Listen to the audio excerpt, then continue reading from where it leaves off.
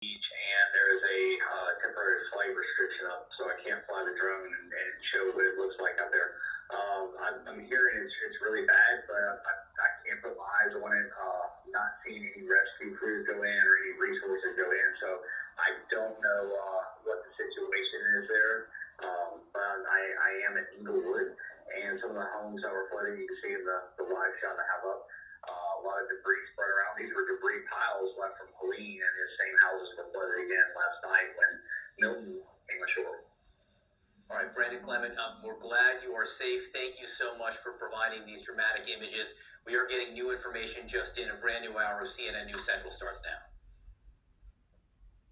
This is CNN Breaking News.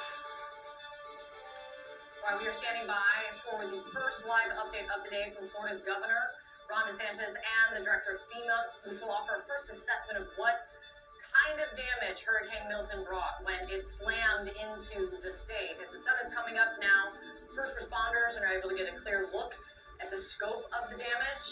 Crews on the west coast of Florida are conducting water rescues to get people to safety. On the east coast of the state, search and rescue teams are sifting through tornado debris. And this just in from the east coast of Florida, officials in St. Lucie County say at least 4 people have been killed, 4 people dead at least, after several tornadoes were confirmed to have touched down.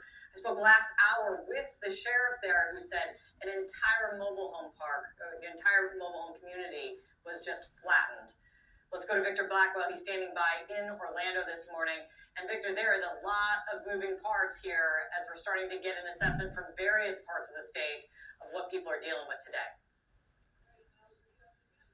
Yeah, the big headline right now, those water rescues that are happening right now to get people to safety.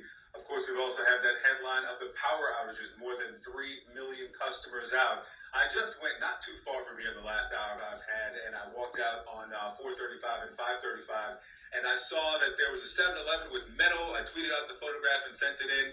There's some wind damage there with metal panels kind of strewn around. There's sheriff's officers, deputies who are blocking down branches and large branches, not the whole tree here in the Lake Buena Vista area. We also just saw some video from the Orange County Fire Department, and Fire Rescue, showing the video of that attempted water rescue about 4:40 a.m.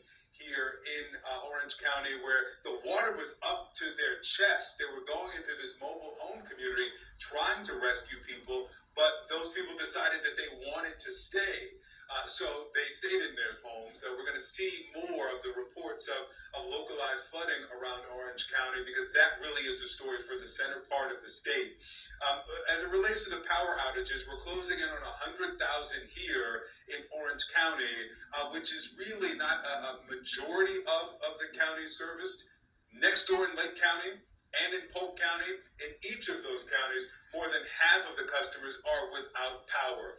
You go west to Brevard County, there's the east of Brevard County, I should say, there's a report of a tornado, one of 3 dozen tornadoes along the eastern coast of Florida. That's in Cocoa Beach, still waiting for details from the police there on the damage caused by that. But yes, as the sun is now up and people are seeing what's around them, and the first responders are able to get out with the winds down and the sun up to give them a look, we're going to start to get the full scope of the damage of Hurricane Milton overnight. Victor, thank you so much for that. Let's go now to St. Petersburg, rather. That's where Boris Sanchez is standing by. And we've been watching this video coming in from Clearwater, which is very close to where you are, of water rescues. Yeah, Kate, extensive water rescues, not only in Hillsborough County, but in Pinellas County, as we understand it. We're here in St. Petersburg, just outside Tropicana Field, which sustained enormous damage. The roof of it completely in tatters. I can report that the neighborhood around it, though, has not seen extensive flooding, so things, at least here in the immediate area, aren't quite as bad. But again, it's unclear the extent of the damage from Hurricane Milton right now. We were trying to access part of Pinellas County that was shut down. Sheriff's deputies blocking off a bridge. We talked to them about why. They explained that the sheriff had actually gotten to some down power lines and had seen that there was a lot of damage in a certain area that was flooded, and that is part of the concern. That's why these areas are shut down. The unseen dangers, whether it's power lines in water or power lines underneath rubble or branches that might be teetering on the verge of falling.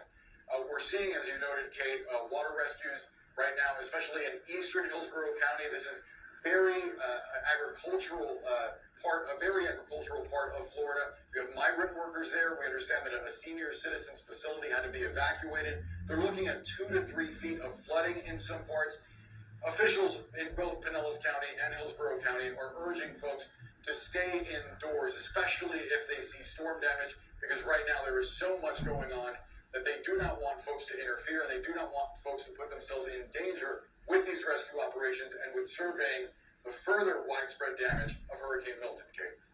And Boris, that's been a little bit of what we've been hearing from officials this morning, from an official